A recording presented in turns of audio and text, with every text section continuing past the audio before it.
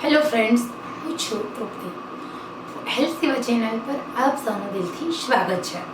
ખરેખર આજનો આ હેલ્થ ઉપયોગી વિડીયોમાં આજે આપણે એક સરસ મજાનો ઉપાય જાણીશું.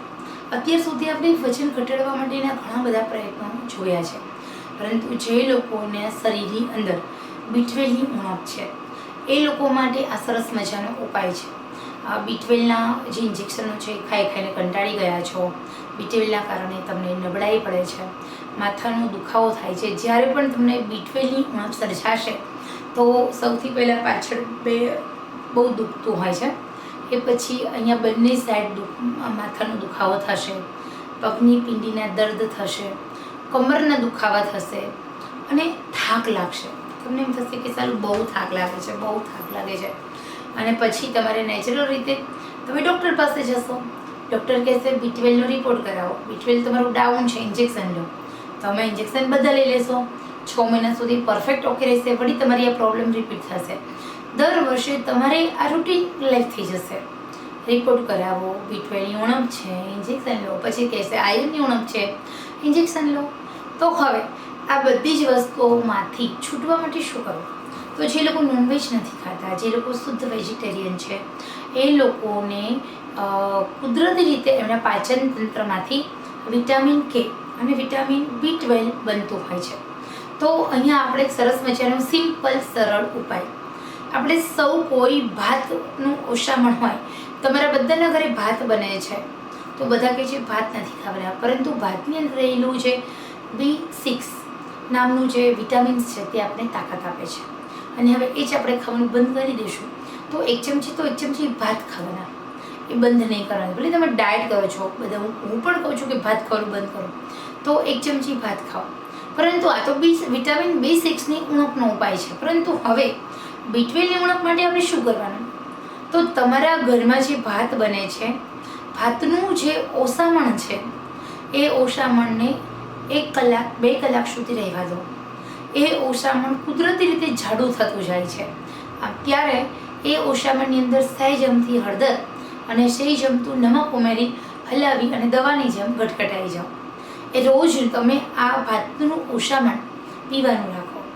અને સાથે રાત્રે સૂતા પહેલાં ગાયનું દૂધ હોવું જોઈએ. ગાયનું કાચું દૂધ હોવું જોઈએ. ગરમ નથી કરવાનું. એ અડધો વાટકો જેટલું દૂધ પીવો. આ 2 જ વસ્તુ કરવાની છે. અને ખરેખર 100% ગેરંટી સાથે કહું છું કે તમારે ક્યારેય B12ની ઉણપ નહીં સર્જાય. ખરતા વાળના પ્રશ્ન છે, સ્કિન પ્રોબ્લેમ્સ છે, થાક લાગે છે, માથું દુખે છે, તો આ ઉપાય 100% અજમાવો. કારણ કે 6 મહિના પહેલાં મને B12ની ઉણપ થયેલી, ત્યારે આ બધું જ મને થતું, એટલે એના મને ખબર છે કે શું થાય છે.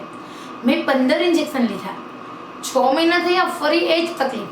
થાક લાગે, એક્ટિવા ચલાવું તો સારું સાંધા દુખે. ફરી થયું કે આ તો B12ની ઉણપ છે અને આયર્નની ઉણપ છે.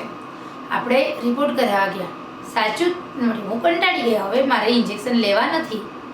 પછી હું ડ્રેસ લેવા માટે ગઈ. પટેલ અમારા સુરેન્દ્રનગરની અંદર એક સરસ મજાના પટેલ કાસ્ટમાં એક બેન ડ્રેસ વેચે છે.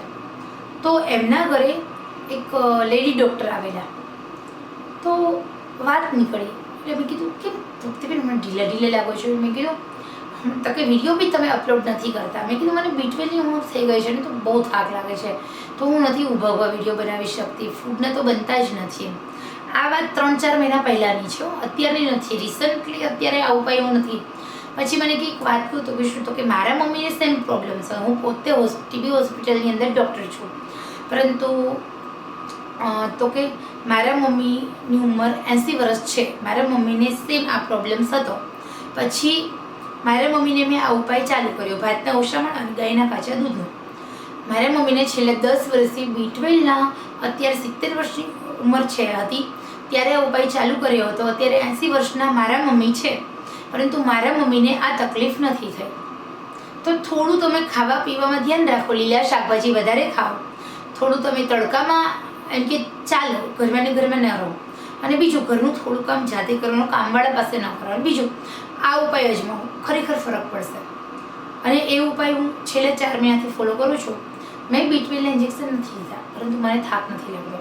અને અત્યારે હાલમાં એ કોઈ સેન્ટેન્સ મેં રિપોર્ટ નથી કરાવ્યો, પણ મને એવા સેન્ટેન્સ નથી દેખાતા કે જેના કારણે ઉણપના કારણે મને આ જે તમને કહ્યું એ બધા એના સેન્ટેન્સ દેખાય, એ બધા લક્ષણો દેખાતા હોય. તો ખરેખર તમને પણ જો બીટવેલની ઉણપ હોય તો આ 2 જ ઉપાય કરો ઘરે બેઠા, એકદમ કોઈ પણ પ્રકારના પૈસા વગર, કોઈ પણ પ્રકારના ખર્ચ વગર તમે 100 વર્ષ સુધી નિરોગી જીવન જીવી શકશો.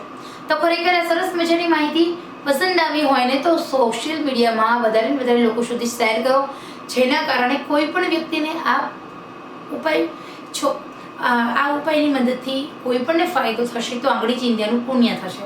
કારણ કે બીટવેલ ઇન્જેક્શનથી સારું તો તરત થઈ જાય છે, પરંતુ એની ઉણપ છે ખબર પડતા વ્યક્તિ ઓલરેડી 2 મહિનાથી જે તે પરિસ્થિતિમાં રીબાતું હોય છે, પીડાતું હોય છે, પછી એ લોકો દવા કરાવતા હોય છે. તો આશા રાખું છું કે સરસ મજાનો ઉપાય તમારા માટે છે. ફોલો કરો, સોશિયલ મીડિયામાં શેર કરો, માહિતી પસંદ આવી હોય તો દિલથી લાઈક કરો. અને સાથે સાથે મિત્રો ઘણા બધા દિવસો પછી આપણે ફરી સ્ટાર્ટ કર્યું છે વિડીયો બનાવવાનું. આપ સૌની મદદની આશા છે. આ વિડીયો વધારે શેર કરો. મને આશા છે કે આપ સૌનો સાથ સહકાર મળશે. વિડીયો પૂરો જોવા બદલ દિલથી આભાર.